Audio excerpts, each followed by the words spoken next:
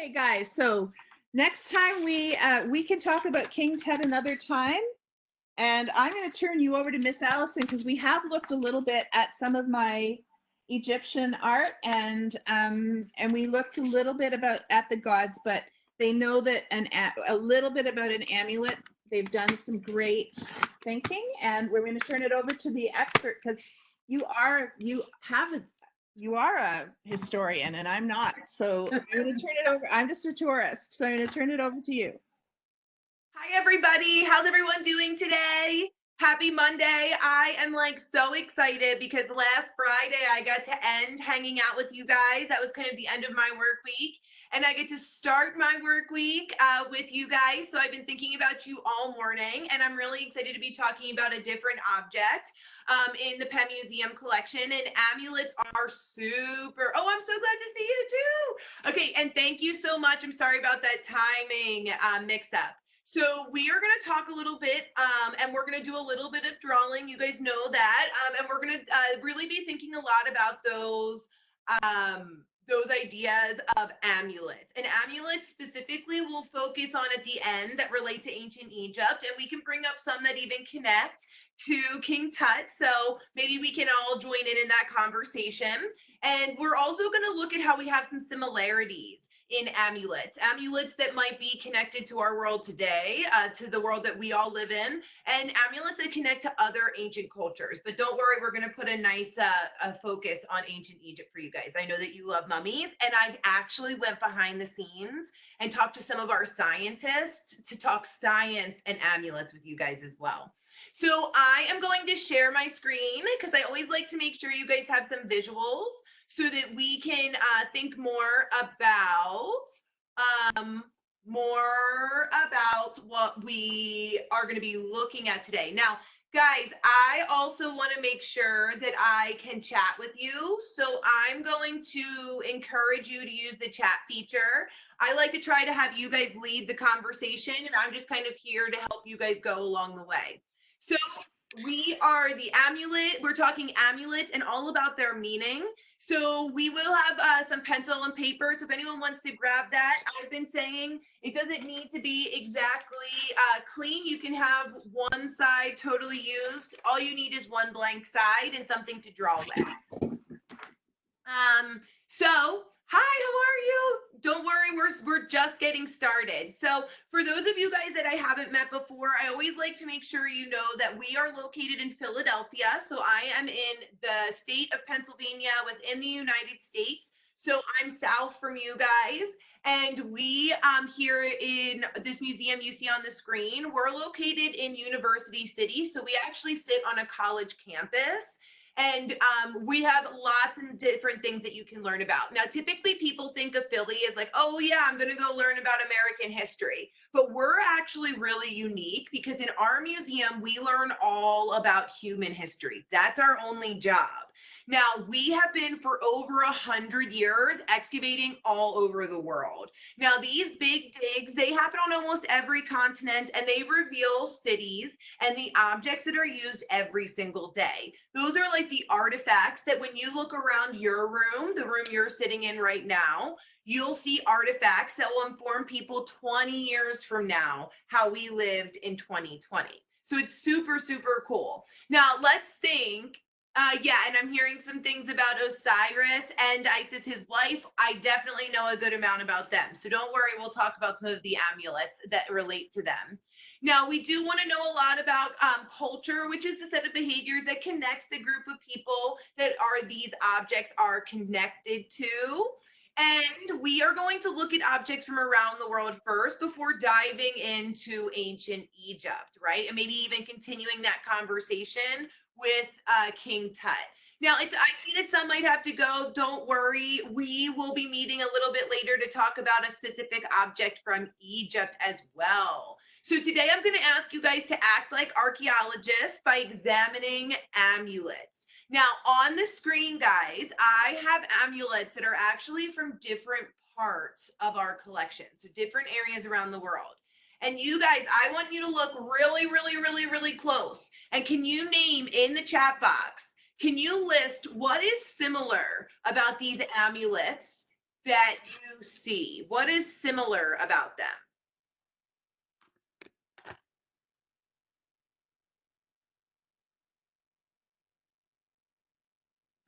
They look old. Okay, absolutely. I would agree. They do look old. Texture. Okay, great. So I see that there's texture. So absolutely, they all have some type of texture. We have a we have an agreement that it looks old. There looks like there's a face in some of the designs. That's a really, really great observation. So learning to look, we always say it takes like 30 seconds if you're looking really, really close. So I love that you took that time to look and you saw the face. So absolutely, we see faces right here. Do we see any type of faces? All have a story behind them. Great job. So that's a question, is do they all have a story behind them? They absolutely do. So these objects all have a meaning behind them, which is connected to those who made them. Now, what about what's different? What do you guys see that's different about all of them?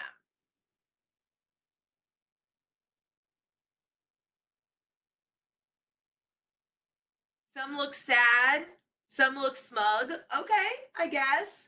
He does look kind of sad to me, but don't worry. Okay, exactly. So I love that people called out where they're from. 100%, so they're not all from one specific area. I love that we called out the materials. Good job, guys. The materials, the designs, the colors. Somebody thinks that they look a little lazy. Okay, maybe some of them do. It definitely looks like this animal down here. It looks like he's curling up for a little bit of a nap.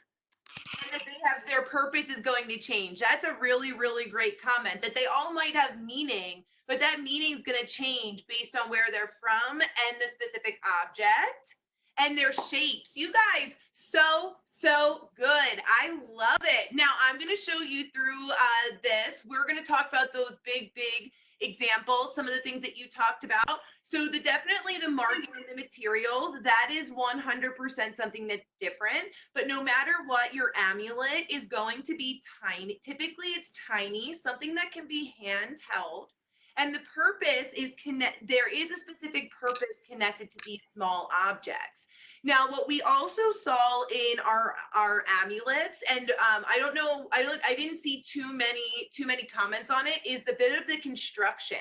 So right here, all at the top, these actually have little portions or little elements of the design that helps these objects hang. So they have what they're called loops. So typically amulets could be worn or they would be hung from something. Okay, so these are just some of the examples. I know you guys love Egypt, so I actually grabbed some examples of really precious stone amulets. I keep saying to all of my friends, I am a really big Minecrafter. So this one right here is actually my favorite because we see lots of different materials. Like this here is our lapis lazuli. That's actually made a really big stone if you guys are Minecrafters like me. Here you can see this is what's called a scarab beetle. Now that's typically an amulet that's placed right over the heart of a mummy. And you can see on the back, there's actually hieroglyphs. So it's literally about the size of your pinky nail. And then right here, this is actually a real life Egyptologist, my friends. She here is one of our lead Egyptologists. Her name is, her last name is, well, she's Dr. Wagner.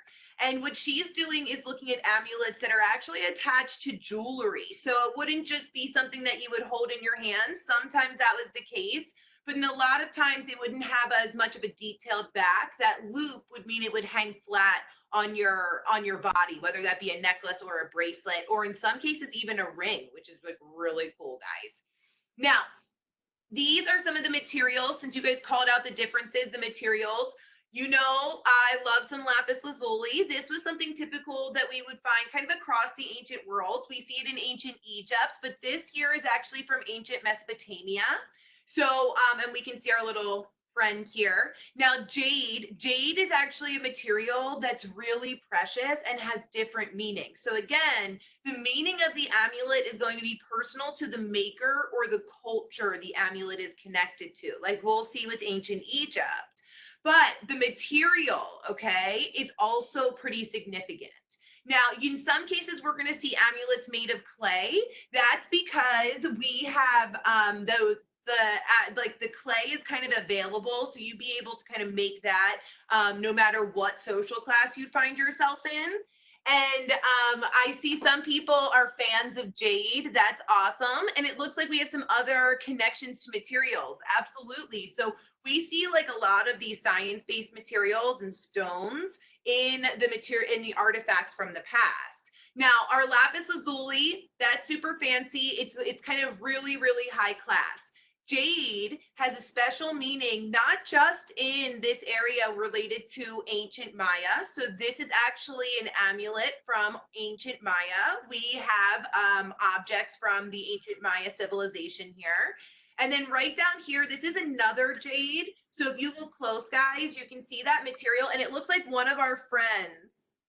I don't have any examples of calcium carbonate on the screen right now, but I can look for some and send it back. Now, it looks like it looks like some of our friends have raw jade, and it looks like someone even has a jade bear.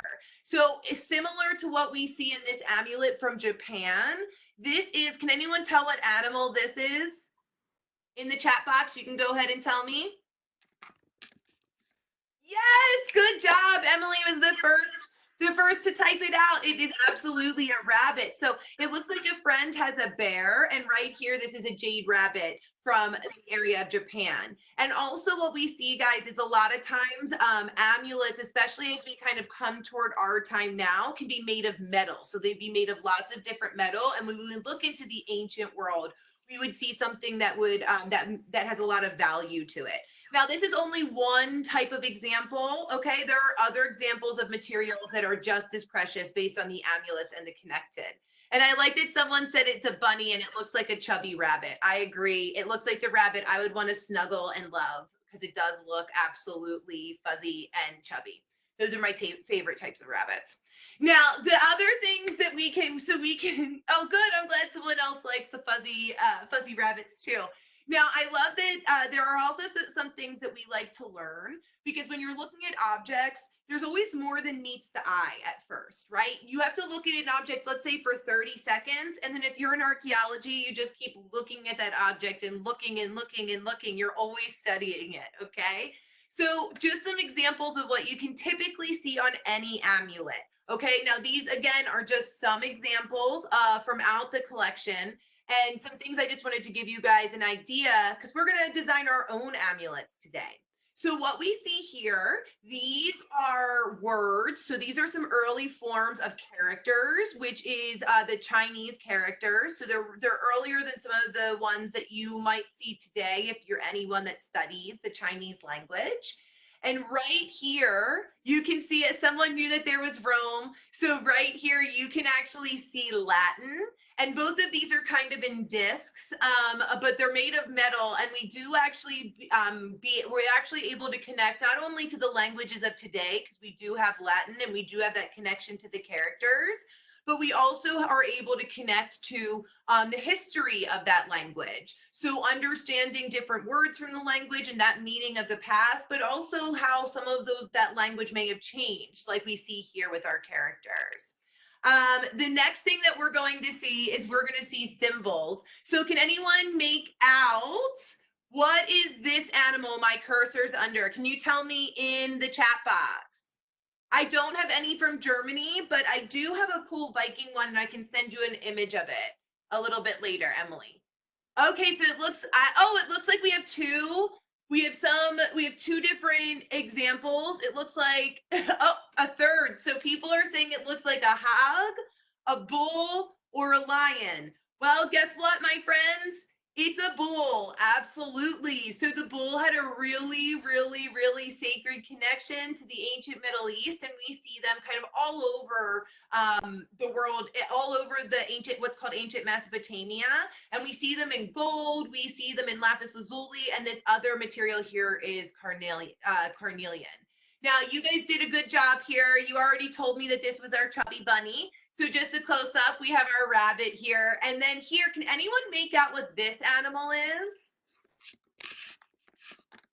Minotaur, great Great suggestion. It is not a minotaur, even though that's one of my favorite mythical beasts that there ever was. Oh, great. So somebody says, oh, and it looks like we have a couple people coming in saying that it looks like a coyote, a dog, oh my goodness, a fox. I am so impressed because someone actually got it. It is, in fact, oh, someone is also saying a hyena. I definitely see that. It looks like a hyena. I definitely see the understanding of the dog and coyote and fox, but our friend actually called it out. This is a jackal. Now, can anyone tell me, since I know you guys like ancient Egypt, does anyone know the connection to the jackal and that relationship to ancient Egypt? Does anybody know what the jackal means in ancient Egypt? Or what god? Oh, okay, good. Or what god it connects to? You guys are so good. All right, so I'm trying not to give it away right away because I'm waiting for everyone to respond. And it looks like we have a pretty unanimous understanding that Anubis is definitely connected to the jackal. The jackal is the head, right? And so when you have that jackal animal, something that is this small little handheld figurine or amulet, this is going to have a specific connection to the god Anubis, the same way this bunny and the same way this bull is going to have a significant connection to the areas of the world that they are found, okay? You guys are so good. Now, the other things like we're going to jump in today is that idea of the religious connection. So this here is actually a connection to the hunter god in Africa. This is something you can see in our new galleries once we're allowed to have the public come back in. We talked a little bit about the understanding of ancient Maya. So these are amulets that connect to the ancient Mayan gods. So that's the faces, and you guys did a really great job calling them out. And you can even see one of my favorite parts of their art form. And one of my favorite artifacts from ancient Maya are these ear flares. So typically ear flares, they would be really big within your ears. That's something that's connected to the ancient Maya civilization. And then of course, like we see here, we even have images or symbols of the gods and goddesses connected to the belief system of these ancient individuals. And yeah, it does hurt. I actually had a friend of mine participated in putting some of those gauges in their ears, and it did take, it definitely was a process, to say the least. So here, what we see here is actually the image of a lion and a sun disk connecting to an ancient goddess. Does anyone want to tell me what is the goddess that's connected to a lion and a sun disk? Does anyone know the ancient Egyptian goddess connected to the lion and the sun disk?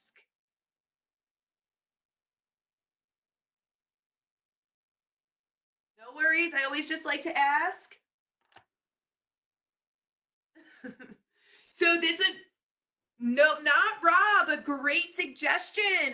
Not Ra, not Hector. Okay, good suggestion. Not Hector. It would actually be a goddess that would be, oh, it's not Ka, but you know I love Ka. Yes, we just got it. It's Gedmet. We absolutely have that connection. Now, there are two goddesses with those cat-like features, but this here does identify that goddess, okay? That is the relationship with the animal that is the lion. And you can also see this headdress here. And what you guys might, if you guys like fashion of ancient Egypt as well, this here represents a collar. So typically these very fancy collars would be kind of draped around your shoulders. And that would be somebody that had like lots of respect, like what you see our goddess in here in this pendant or this amulet that was then hung. So most of the time amulets are made for adornment, protection, or good fortune. So can I get some examples in the chat box? What are some examples of well, first I'm going to ask, do any of you guys have amulets? Like, do you have any amulets at your house? And if you don't mind, or that you personally own, and if you don't mind, would you share with me, what are some of the examples of those amulets? something you might bring with you for a form of protection, something you might hold with you because you want a wish, or you might want somebody to have good luck. So like a good luck charm sometimes. Oh, okay, so it looks like somebody has a heart necklace. Okay. Maybe some people don't have any too much yet. Oh, okay. So it looks like we have a shell, a bolt of lightning, and a crystal. Oh my goodness. So that's a crystal is wonderful. A bolt of lightning. That's something that's important in my household. Actually, there's my father-in-law has a bolt of lightning that's like one of his favorites. Oh, my cousin has a dream catcher. That's really, really great. A green stone pendant. That's wonderful. We even, in some cases, your amulet can be what you assign meaning to if you find it. So it sounds like we have some crystals, right? No matter what material they might be. My daughter here, she actually has a rock that we got from Iceland from a friend that traveled there. So that's something that's like really, really holds attachment to her. That's so wonderful. So it's someone is telling us that they have dream catchers, and they put beads on it. Those beads have really special connections, and all of these have specific meanings, right? So what we see in the ancient world, and even what we might see today, I don't know if any of you guys, someone just took what I was just about to bring up, the third eye. Some of you guys might be familiar with this idea of the evil eye, making sure somebody doesn't put any of that. It's a kind of a magical or a mystical belief. And we absolutely see this connection in amulets, this idea of wanting to make sure that you stay safe, or that you're going to have this wish of good fortune. So we see that people with amulets wore them as jewelry. So they would wear them all around their bodies. So in some cases, like what you see in this necklace, this would actually hang right over the area that would be protected by the gods, and the stones related to that jewelry piece. This object that we looked at before, and it looks like someone even has a third eye. That's great. It's one of my favorite things to make with beads. So right here we have our China amulet. So this is connected to that idea of good luck. This is actually when we translate it, somebody saying, I wish you a good day, a good fortune. And then we have our connections like you see here, our Wadjet eye. So we're going to look at that Egypt really closely. So these are different amulets that we see all throughout Egypt. So can I have some friends in the chat box tell me, what are some ways you know or you have heard ancient Egyptians used amulets? What are some of the ways you believe ancient Egyptians used amulets?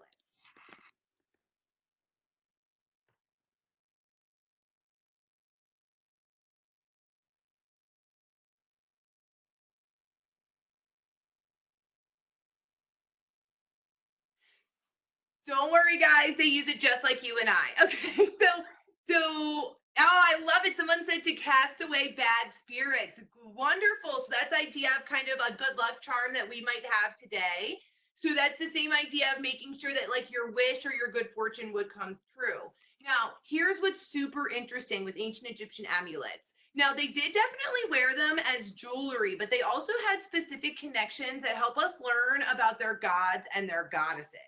So right here, I wanted to show you guys, I told you I wanted to talk to you a little bit about that idea of the science that we do. And I love that some of the information in the chat box is coming. They're saying cast away bad spirits, different reasons for different gods, and what do the colors mean? So the colors are all related to those materials, and that's kind of what's available, or the kind of highest status, depending on who you're making the amulets for.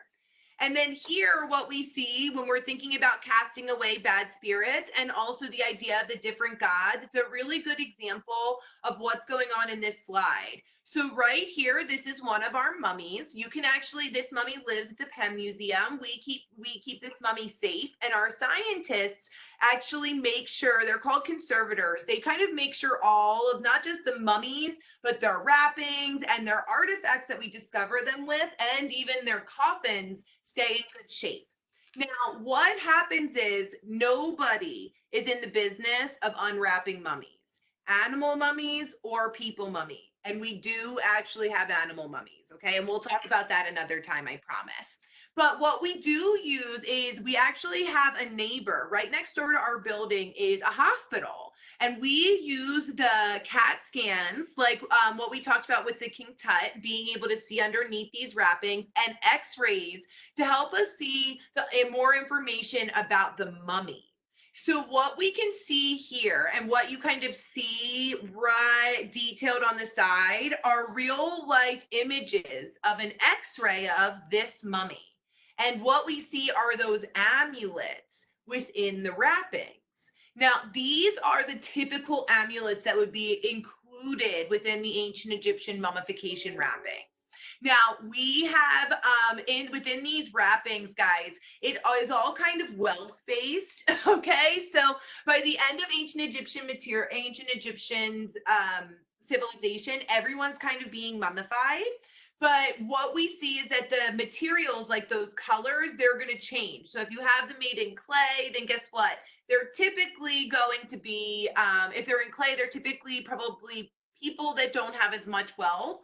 But things that are personalized or made of really fancy materials, like what you see in these amulets, these are going to be for the most wealthy. And sometimes those mummies that come from a higher class, they're going to have literally 100 amulets on every layer of linen wrapping. So they have 25 layers of linen wrapping and 100 amulets on there. And absolutely, so we have a friend who already called out right here. So we had a couple questions about gods. So we did have a connection to the idea of Osiris. So Osiris is absolutely represented in these amulets. That's this pillar you see right here. It's kind of the idea of the spine of Osiris, like our friend said, kind of saying after all of the parts of him were discovered, after his myth of his brother Set, kind of throwing him in different parts of the Nile, we see that it was kind of a call to Osiris to stand up. We talked about this idea of a Wadjet eye. That's kind of the same idea as the third eye, warding off the evil eye and connects to the god Ra. So good job. And I love that somebody knew that the Ib is the heart. Now, the heart is what ancient Egyptians believed kind of tracked all of your good and bad deeds. And so you always wanted to make sure that your heart not only had this very special amulet, but they usually have a heart scarab as well, which kind of wipes away your bad mistakes. And we have one friend that did the math. We literally do find over 2,000 amulets in some mummies when you do those x-ray and CAT scans. Absolutely, guys, it's crazy, so many. And then we typically also, guys, the four sons of Horus, they are kind of the same connection to the canopic jar. So you have those canopic jars as offerings, but we typically see those for amulets as well included because they're those big gods you want to make sure you keep representing. Now, we have this really cool blog. I know you guys are learning from home, so I wanted to include this in our conversation today. It's called In the Artifact Lab.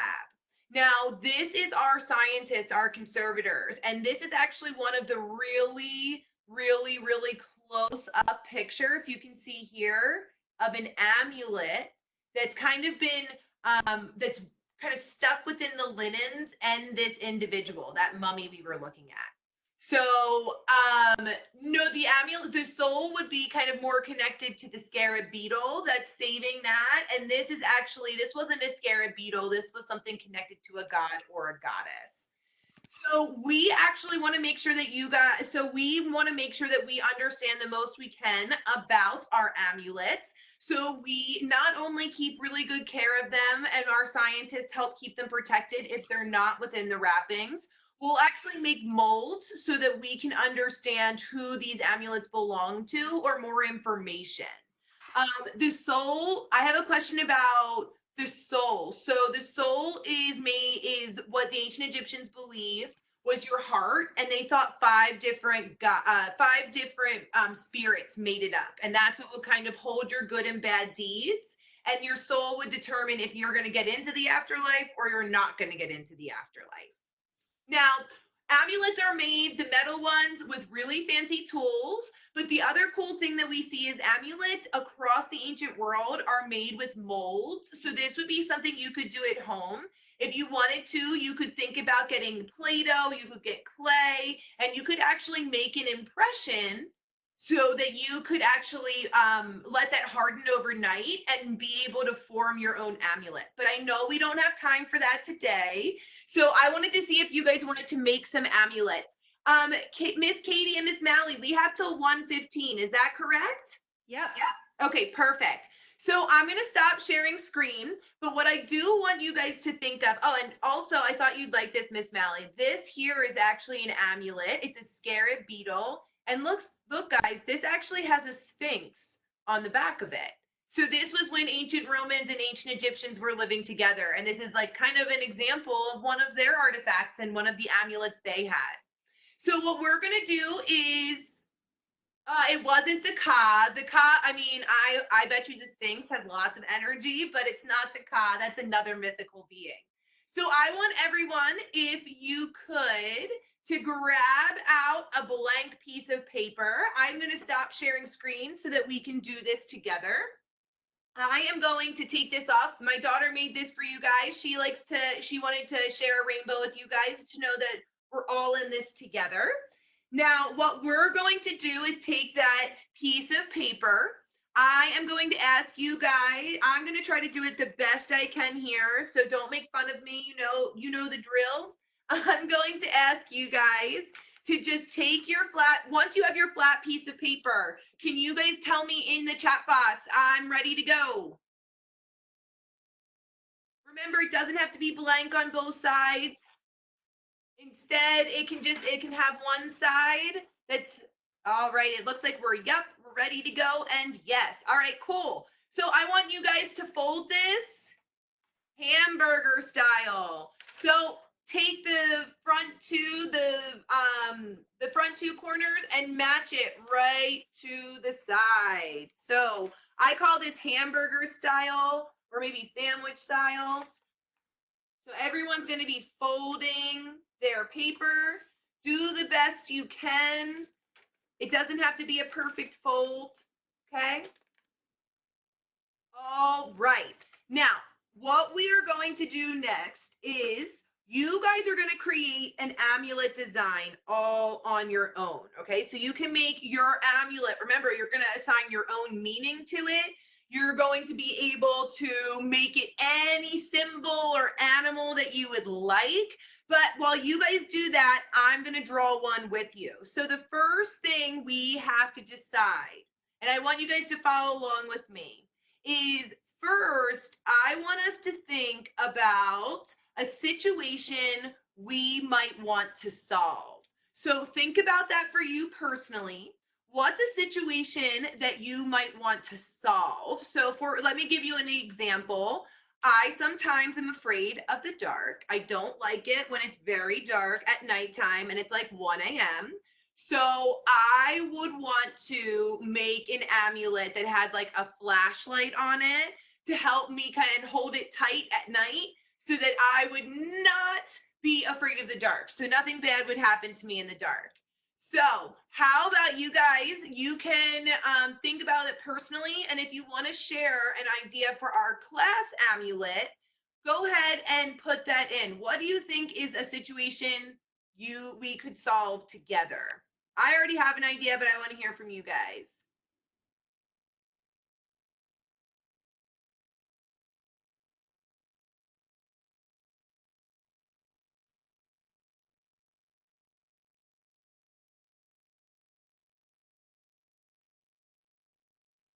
So, okay, my situation, I'm going to say that we might want to solve together is learning from home, right? So we're all learning from home. It's something totally new. And we want to make sure as a big class here together, as our big virtual class, we want to make sure that we are doing well, right? We want to have a good luck and good learning, okay? So you guys, oh, and I have some examples coming in. Some people are saying they want to have good luck on Wednesday. Great. So you might be thinking about a symbol that represents luck for you. Tie a flashlight to a string and it's done. Thank you so much. Look at that. What an inventive way. It's like that is such a really, really, really great suggestion. Okay, so I'm gonna definitely do that. And if I wanted to make my own amulet, I might even take that design instruction. I might put a tie to it and make a little amulet with that flashlight and the string. Now, so let's say that we wanted to do something where it's us making a wish about learning all together, learning virtually. So, or we want to have good luck on Wednesday, or maybe we want to make sure everybody's feeling really, really, really, really healthy. Okay. So now we know our problem we want to solve, and you guys have your own. Now let's think about what shape we want our amulet. Can someone give me a suggestion? What type of shape should our amulet be? Should we have it be a circle? Should it be a square? Should it be a rectangle, a triangle? Should it be a heart? What do you guys think? What should our shape of our amulet be? You can go ahead and type it into the chat box. You can do that for our class one, and then you guys can think of whatever shape you want your amulet to be.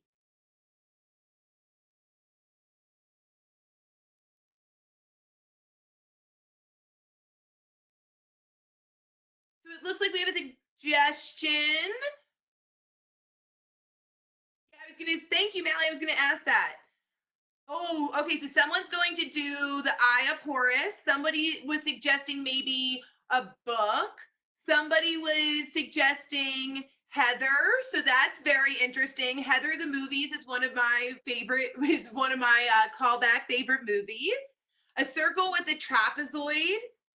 Ooh, small part of a trapezoid is connected to the circle.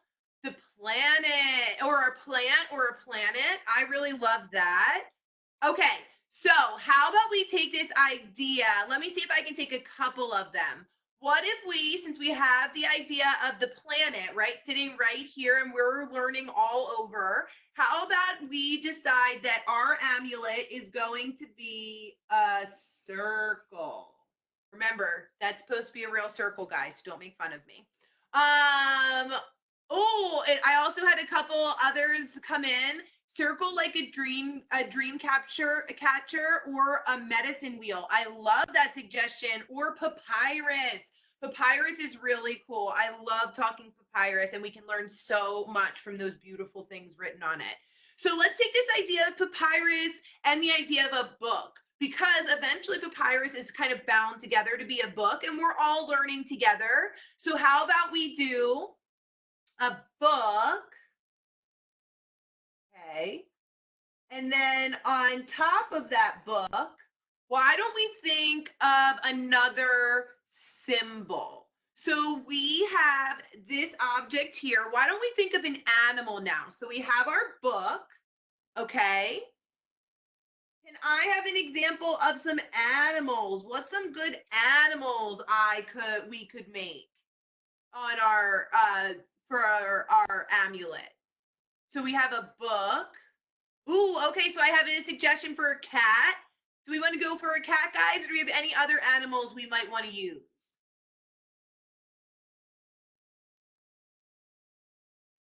All right, I'm going for cat, because let me tell you, that'll make us really, really loved by the gods. Oh, the Egyptian gods. Okay, we also have a beaver for wisdom coming in. That is wonderful. The fish with a light on the antenna. Oh, I love that. Okay, so the idea of a fish with a light on the antenna, a clover. Oh, I love clover. So of my family members are from Ireland, so clover has a very special meaning to me and my family. So I like this idea of a fish, okay, with the light on the end of the antenna. So I'm going to take that. Thank you so much. That is another example of a way that we can make sure that there's no darkness, right? Okay. So right here I have my little fish. It's on top of our book here. Now, you guys should all have at least two symbols. maybe an object that connects to what you might want luck for or your little charm. You can put your little animal in there, your power animal, if you will. Oh, and somebody's telling me this is an anglerfish. I love that we know the name of that. I do love Mr. Jason at Moat. So I will be telling him that you guys knew all about your fish. So he is one of my very, very good friends, and I love learning all about the sea creatures with him. Now, let's think one more. Let's add some type of words to our amulet. What is something we could include on our amulet? Do you guys want to give me some words? If we're thinking about what we want to solve, has a connection to learning from home, which is a little bit different. What word could we put here? Ooh, that's such a nice word. We have a word suggestion of friendship. Anybody else have any ideas? You're gonna hear the lawnmower outside. Apparently they didn't get the note that I'm teaching right now. Friendship, read, luck. Oh, I love this all so much. Okay, I think that we should do, maybe we could do, oh, good. Knowledge. Okay, I love this. How about we do, you can write this in whatever language that you'd like to, okay? I know that we all here might speak different languages. We might write different languages. I'm going to write in English right now, and I also practice Italian. I study Italian, so I'll write one word in Italian.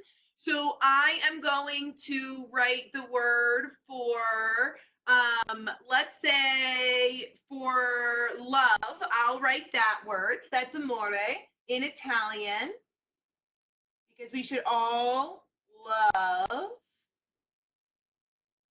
We should all love learning, right? And then I'm going to take one from here. I like that someone suggested Halo script. I do play Halo, so I do appreciate that. But we're going to leave out the computer language, even though I think that's a cool idea. And I'm also going to write the word knowledge, if that's okay. Okay. So you guys, I want you to have at least one animal, one, maybe it's even an image of yourself, one object that connects to what you will, your power, right? And then we have one last thing that we need to do, or two last things we need to do. We need to decide how we're going to write this, how we're going to have our amulet, what we're going to have it wear. Do we want to wear it? Do we want it to hang? What do you guys think? Should we have it be a piece of jewelry, like a bracelet or a necklace? Or do you think that this should be something that we like can hang on a wall? Why don't you guys tell me? Oh yeah, ancient Egyptian writing. That's a great idea. You guys could also put some hieroglyphs in here if you'd like to. Something you could hang is our suggestion. And Emily, you were the first to say it, and I know that we're getting close to the end of time. So what we're gonna do is we're gonna put a little loop, okay, right on top. If you wanted to, and you wanted to get fancy, remember there's a design element here. Be as artistic as you'd like. You might, because we have this loop, want to do some spirals, okay? And now you have a little bit more of a design, and you'd have your string go through it. Now, the reason I had you guys turn this inside, kind of fold this in half, is I want you guys to finish your design plan. In here, I want you to, you can either flip over your piece of paper or open up that piece of paper, and I want you to write the meaning, and I want you to finish this out. If you want it to hang, do you want to add any other stones to it like what we saw? If it's something that you want to wear, maybe it's an idea of a piece of jewelry on your neck or on your wrist, then go ahead and draw that out here. This way, you can take some Play-Doh and some clay at home, and you can make your amulets. If you want to do it in a simple shape, use a pencil to carve your design in, and then leave it out to dry overnight. Now, if you guys want to, before I take questions, oh, somebody's gonna make it into a ring. I like that idea too. I love rings. So if you guys, we can either stop for questions if you'd like to, Mally, or if I know you guys have a busy chock full day. And if we want to, we can also give some assigning meaning to our little amulet here. That is so cool. So does anyone have any questions for Miss Allison? Because we have about 4 minutes maybe before we need to go. I love this activity, and I would, you know, guys, we would really love to see you share some of those with us so that on the Connected North site, and I'll be able to share them with Miss Allison because I can just send them a picture and text them to her. She would love that. And yeah.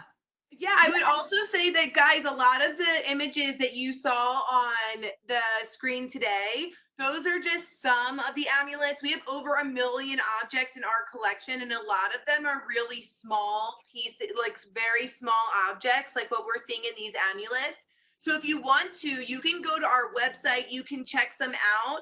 And I always say this is just supposed to be our time together, is just starting your design.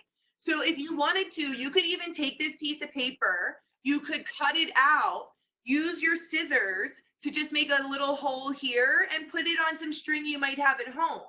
Amulets are an artistic way for you to assign meaning and make something special to you.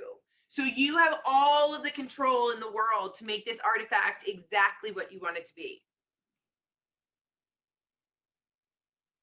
Awesome.